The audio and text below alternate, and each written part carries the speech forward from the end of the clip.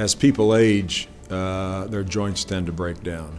Knees tend to break down more than any other major joint in the body. The baby boomers are now 67 and below, so a massive humanity is going to be coming through our offices with arthritic knees. Arthritis can start at an early age from an injury playing a sport. It can occur through activities that you do and perform throughout your lifetime. But most of us don't get through this life without arthritis of some form, and unfortunately it hits the knee quite frequently. So when someone first notices arthritis, they'll complain of a chronic diffuse pain in the knee that just doesn't go away. Advil, anti-inflammatories of that nature can help, but it persists. They see their physician or see their orthopedic surgeon, and it gets diagnosed pretty readily on exam and an x-ray. Most of the time we go through a process of conservative treatment. Once in a while we'll see someone that's already been treated conservatively and are ready for the knee replacement. But most people, by just adjusting their activities, by taking an anti-inflammatory, by using ice, unloading that joint a little bit, sometimes braces will help in that regard. That can get people to the point where they can live with it. Some people that have tried all these modalities just don't get better. We'll inject them with a hyaluronic acid substance.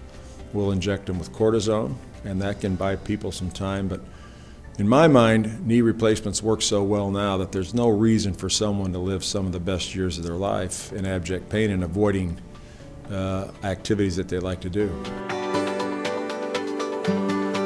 It's always good to get to your ideal weight. Some people can and can't do that. When you have an arthritic joint, it's hard to exercise, so you get into this cycle of you can't exercise because it's arthritic, and you can't lose weight if you can't exercise. So light weights, light exercises, staying active, keeping your joint limber, those are all things you can do prior to a knee replacement. But a lot of times the knee is to the point where people just simply cannot exercise, or they get inflamed and even more sore.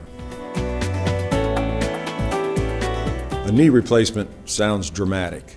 It's simply a resurfacing of the joint. Every joint, every mobile joint in your body has 4 or 5 millimeters normally of what we call articular cartilage. As we age, that wears down, and when both sides of the joint wear down to a certain degree, you'll wind up with one bone rubbing on the other. That becomes very painful. The joint becomes stiff. So what we do in a knee replacement surgery is we remove the part of the joint that's arthritic, 4 or 5 millimeters from each end, and resurface that with a metal. Usually it's a titanium type metal, and then a Teflon spacer in between. And that combination, fixed well to each end of the bone, provides at least 25, 30-year good results, we think. Twice a month, St. Luke's Hospital offers a Stride for Success class, which takes the patient up to the floor.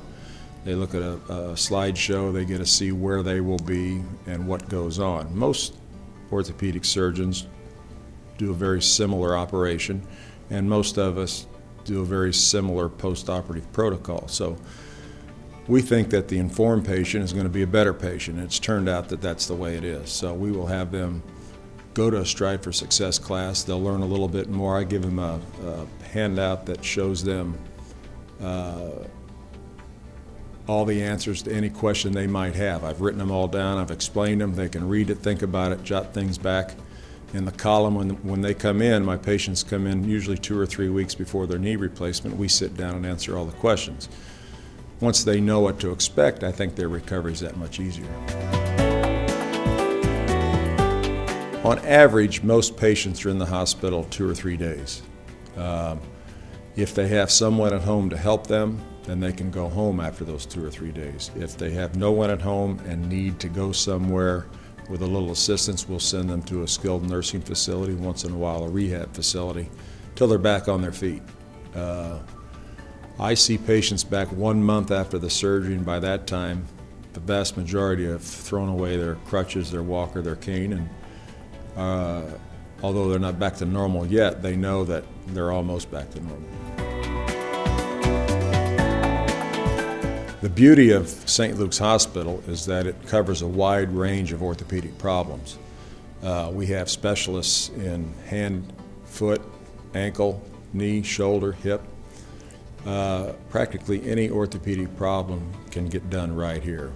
Most of the time we can do some of these things as outpatients, and sometimes we have to bring people in the hospital.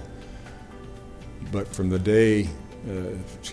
moment patient hits St. Luke's Hospital doors, they're greeted warmly, they're taken care of as if you would take care of one of your own family members.